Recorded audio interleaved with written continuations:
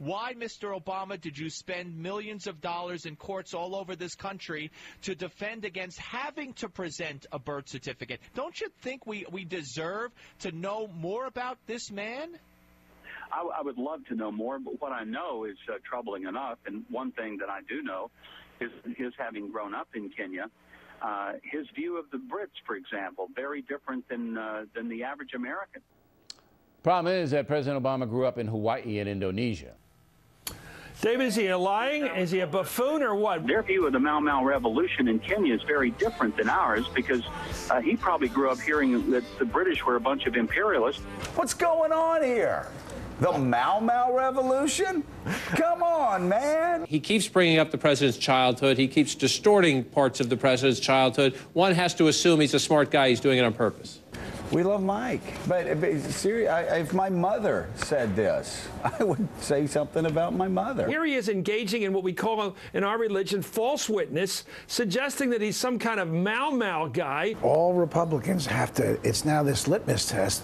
They've got to do things that are absurd and that appeal to the base. Damn this point of view. Damn this point of view. It disturbs me when members of my party continue this meme about the president being somehow different, somehow from somewhere else. Those things are intended to sow discontent and foreign ideas about the president. A recent poll showed 51% of likely Republican primary voters believe President Obama was born in another country.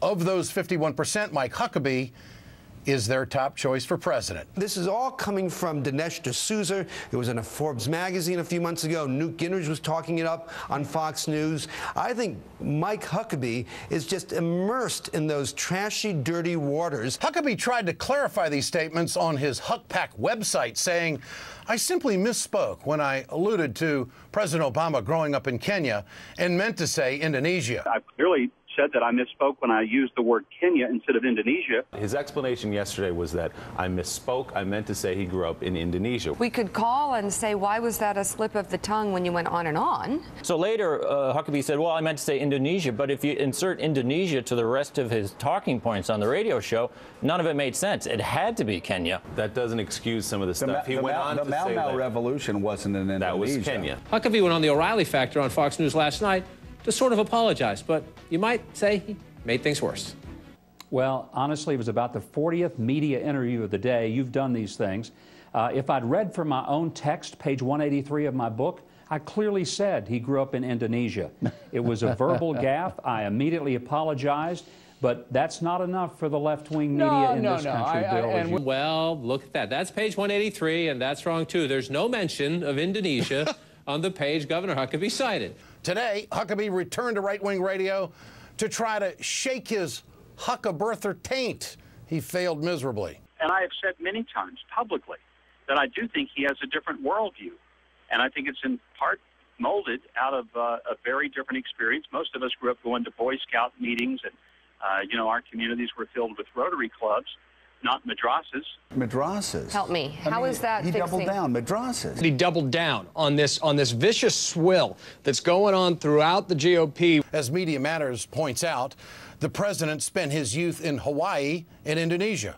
Honolulu's, well, that city had a Rotary club since, doggone it, 1905. Why is Mike doing this? It's now Thursday. Why does he keep doing it, and what's he been doing? Why does he keep trying to write this guy out of our country? Mike Huckabee, does he owe the president an apology? His whole profile has always been this genial social conservative. There's nothing genial about playing to this worst instinct in the American electorate. If these guys from the New York Times and the Associated Press, I don't expect this out of Salon or HuffPo, because, I mean, you know what they're going to do. Our Media Matters, which is like media doesn't matter. What is Huckabee's agenda, you think, right now? Because he knows he didn't grow up in a madrasa. I mean, he went to a school in Indonesia, but that was not a madrasa. Well, listen, I can't speak for where Mike Huckabee's coming from. I wouldn't pretend to try, and it's not my position to do that. Look, he's out pushing a book.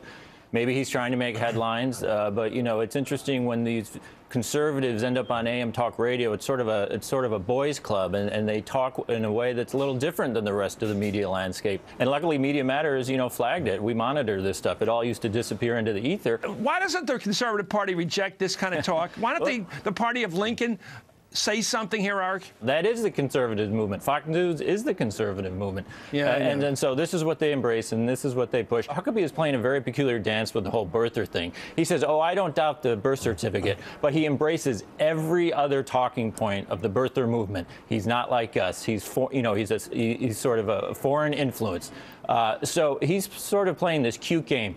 I'm not going to question the birth certificate, but I'm going to question everything else about Obama's authenticity. Mike Huckabee claims I'm not a birther, I'm not part of that, but he's clearly using dog whistle language to appeal to those who have those feelings. It's an intentional dog whistle towards a certain element of the Republican electorate that he has to appeal to in the primary. He really stepped in at this time. Mike Huckabee, well, he has seen the enemy, and she has an Oscar. Natalie Portman says, oh, I want to thank my love, and he's given me the most wonderful gift. He didn't give her the most wonderful gift, which would be a wedding ring. You know, Michael, one of the things that's troubling is that people see a Natalie Portman or some other Hollywood starlet who boast of, hey, look, you know, we're having children. We're not married, but we're having these children, and they're doing just fine. But there aren't really a lot of single moms out there who are making millions of dollars every year for being in a movie. And it's unfortunate that we glorify and glamorize the idea of out-of-children wedlock. He's probably selling books. Well, yes, but it's feeding into something that I thought he was. I don't know. I'm going to leave it because I really like him, and I just can't believe this is in his heart.